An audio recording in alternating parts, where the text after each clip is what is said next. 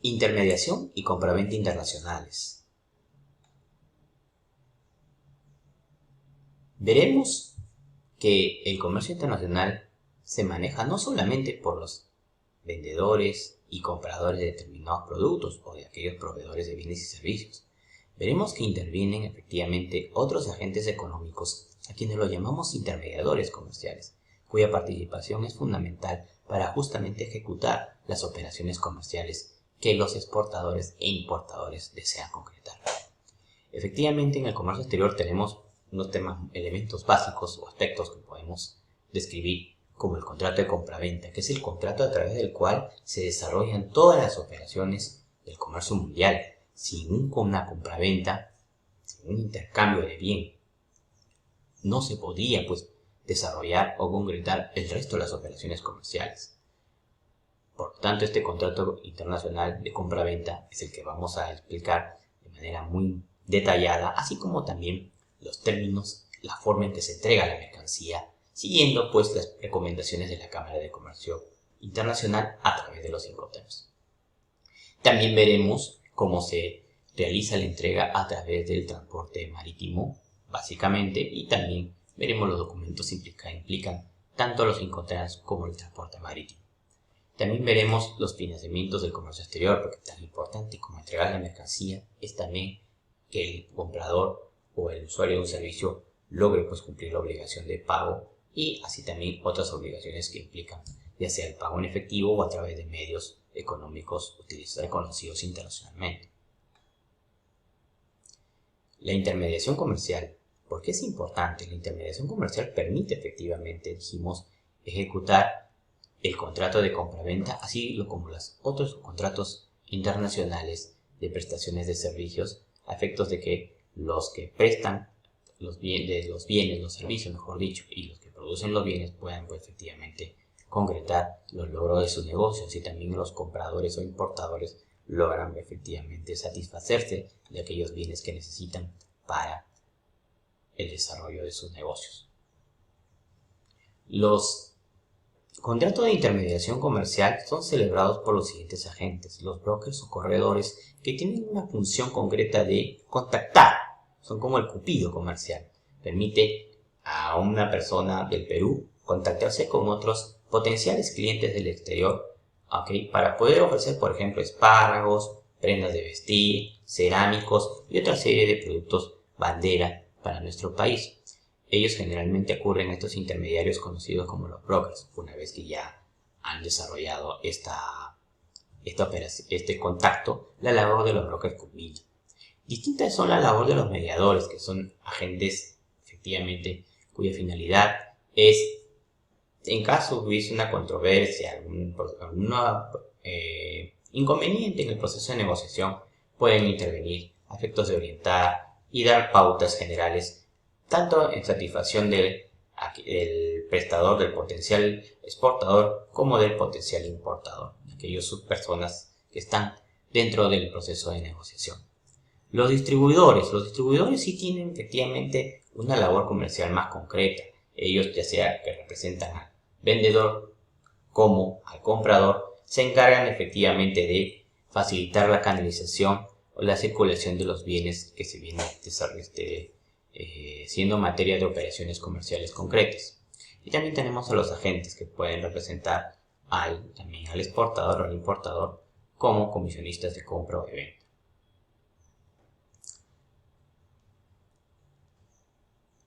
El precio de un bien, si bien es cierto, está regido por las reglas del libre mercado, de la oferta y demanda, puede tener, algunos factores que van a determinar el encarecimiento o la determinación cómoda de este bien, es decir, hacer más o menos oneroso el mismo. En primer lugar, debemos tomar en cuenta que el precio puede estar sujeto a un volumen. No es lo mismo exportar 3 prendas de vestir que exportar 3 contenedores de dichas prendas de vestir a un determinado cliente. Generalmente los vendedores suelen aplicar descuentos justamente por la compra de mayor volumen. Es importante también considerar que estas personas que venden un producto buscan tener un margen de utilidad y así también el importador en su país busca tener un margen de utilidad en la venta que haga del producto importado a los consumidores finales de su país. Existen también normas de calidad que son muy importantes observar. En el Perú se acaba de crear una entidad denominada INACAL, Instituto Nacional de la Calidad, que efectivamente toma mayores o busca interconectarse con otros países en el mundo, Europa o Estados Unidos, donde el elemento de la calidad de un producto es importante para lograr el éxito de una operación comercial. Los términos internacionales de entrega, los Incoterms, es decir, según la forma como hayas negociado tú el producto, donde va a efectuarse la entrega, en el punto del país del exportador o en el país del importador, de ello también dependerá la determinación del precio de un bien. El tipo de transporte, marítimo, aéreo, terrestre o por tuberías, también efectivamente van a incidir en los costos y la determinación del precio final de un bien. La forma de pago, anticipada, diferida, contra entrega de mercancía o contra entrega de documentos, como los medios de pago que veremos más adelante, son también factores que inciden en el precio de un bien. Los canales de distribución, si son canales directos, si tienen bastantes intermediarios, esto también puede incrementar paulatinamente el costo de un bien. La rentabilidad que buscan obtener los exportadores, los costos de distribución física de la mercancía, es decir, el proceso por el cual un producto debe seguir determinadas etapas, determinados procesos para poder trasladarse físicamente de la planta del exportador hacia el local del importador final. También existen las comisiones cobradas usualmente por los agentes o intermediarios del comercio internacional y finalmente el financiamiento que las entidades financieras o bancarias proveen a determinados importadores y exportadores. Como dijimos anteriormente, la compraventa internacional tiene o se rige por una serie de contratos internacionales, pero el principal la compraventa es el medio, es decir, la columna vertebral de las operaciones en el comercio mundial. Es el que más se desarrolla, es el que permite efectivamente la transferencia o el intercambio de bienes y servicios, la transferencia de propiedad y efectivamente permite dar tranquilidad y seguridad en el flujo y las relaciones comerciales también a nivel internacional. Gracias al contrato de transporte internacional se permitirá materializar ese flujo y en el caso que se requiera el aseguramiento de la mercancía frente a cualquier riesgo que pudiera surgir en el comercio internacional y que veremos más adelante, es necesario contratar un seguro. No es obligatorio, mas sí eso es voluntario y recomendable. Existen otros contratos como los contratos bancarios, los servicios de agenciamiento de aduana, los servicios logísticos de almacenamiento y otras que son necesarias para poder ejecutar el contrato de compraventa internacional. En tal sentido, el contrato de compraventa internacional es un acuerdo de voluntades que celebran las partes domiciliadas en diferentes países, con el cual se transfiere la propiedad de las mercancías que van a ser transportadas, teniendo, por supuesto, como contraprestación el pago de un precio. Aquí debemos identificar elementos importantes en la compraventa. Necesitamos contar con un bien, objeto de la compraventa. Necesitamos que ese bien tenga un precio que signifique un pago, puede ser en partes, puede ser diferido, puede ser adelantado, pero que sea un pago que un precio que represente pues la transferencia definitiva de este bien del vendedor al comprador. La compraventa internacional, por su importancia, sí está regulada por la Convención de Viena, Convención Internacional de 1980, que está vigente en el Perú desde el año 1999. ¿Cómo se forma un contrato de compraventa internacional? Mucho ojo, puede venir en la evaluación. Existen elementos que forman el contrato de compraventa internacional. En primer lugar, y por lo general, es el ofertante o el productor de un bien que quiere pues efectivamente ofertar, se contacta con un cliente ya sea de manera directa o a través de un intermediario comercial y formula una oferta que se plasma en un documento denominado cotización, oferta-cotización. Asimismo, puede darse el caso en el cual el comprador, en este caso el comprador italiano, quiera tener algunas dudas o quiera tener alguna rebajita, algún producto de mejor calidad, una mayor cantidad como verán, el producto, la cantidad y el precio son generalmente los aspectos contenidos en la oferta, que son importantes a efectos de tener una operación de compraventa eficiente.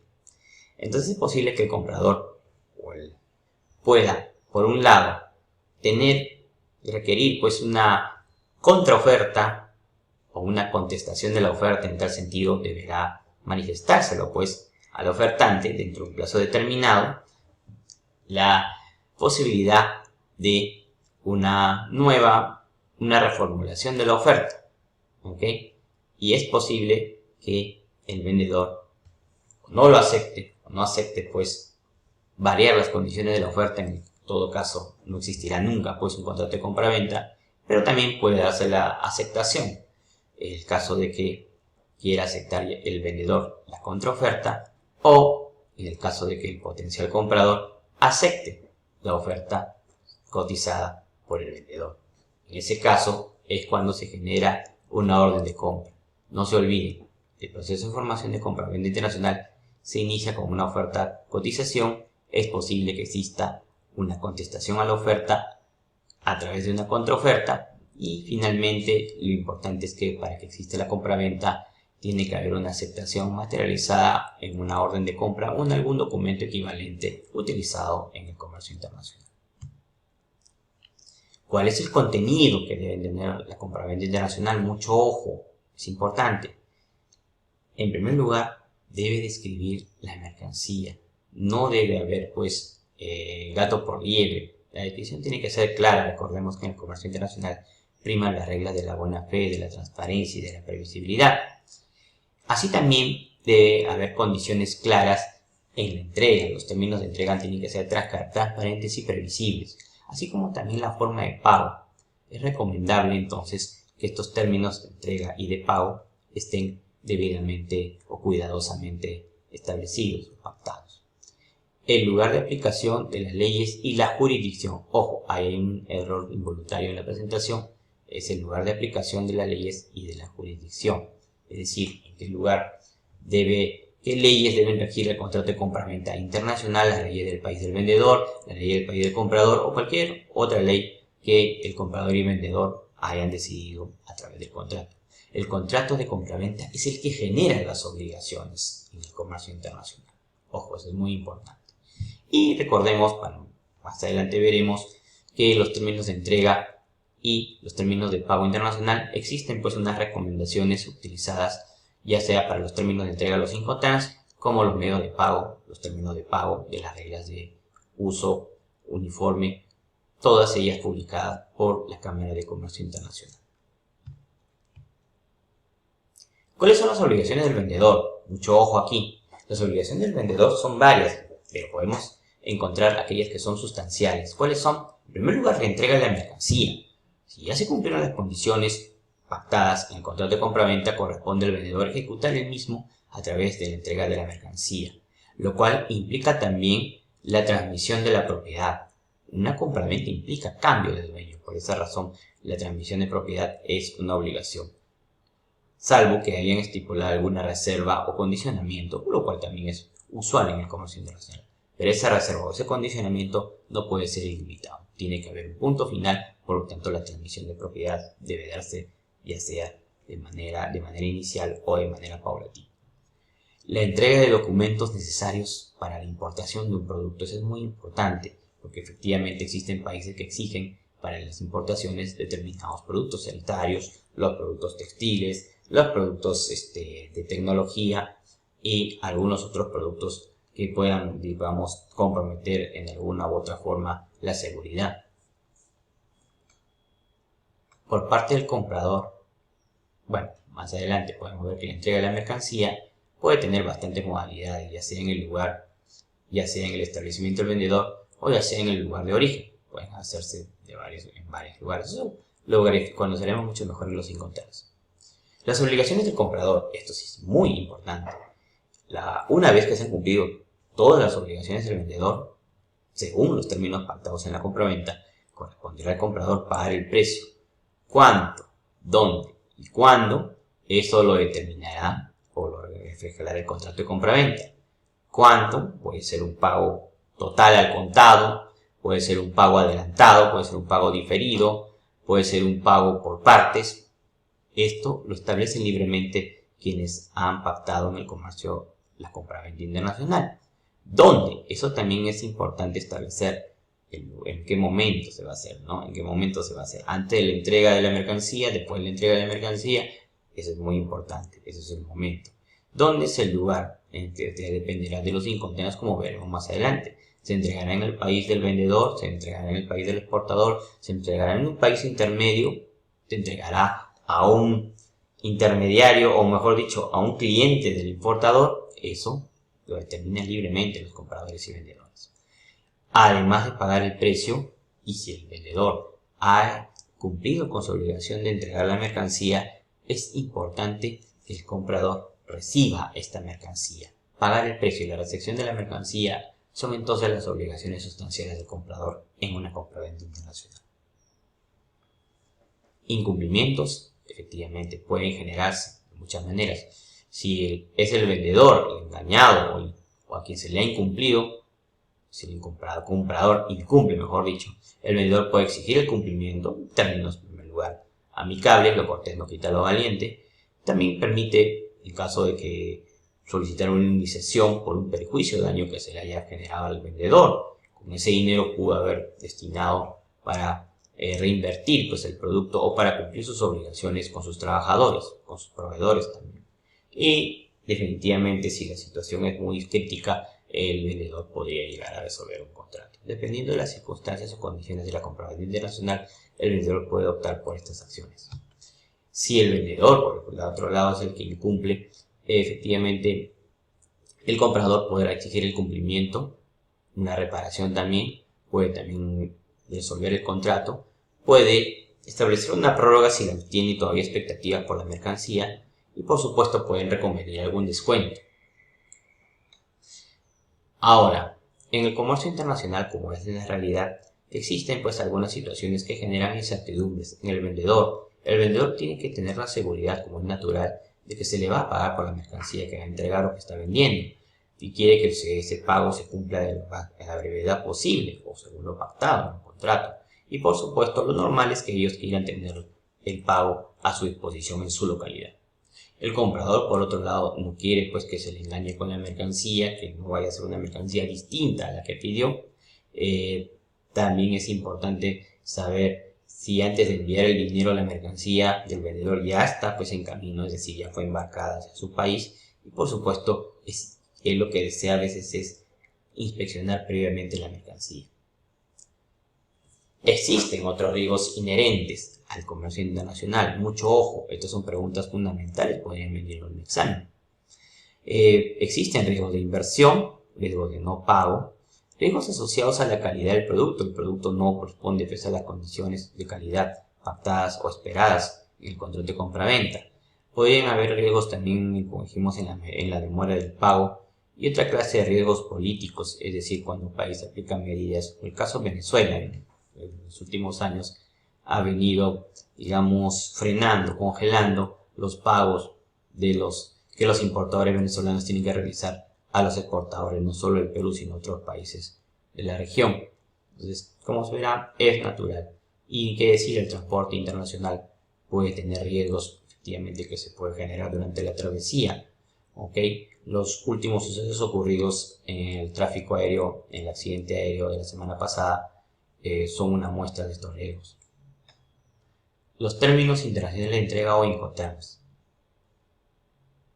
Los Incoterms hacen referencia a un contrato de compraventa. Dijimos que en el contrato de compraventa un elemento importante del contenido son los términos de entrega. En tal sentido, los Incoterms son una publicación ofrecida por la Cámara de Comercio Internacional para facilitar pues la regulación o el establecimiento de cláusulas en el contrato de compraventa que regulen las condiciones en que se debe entregar una mercancía.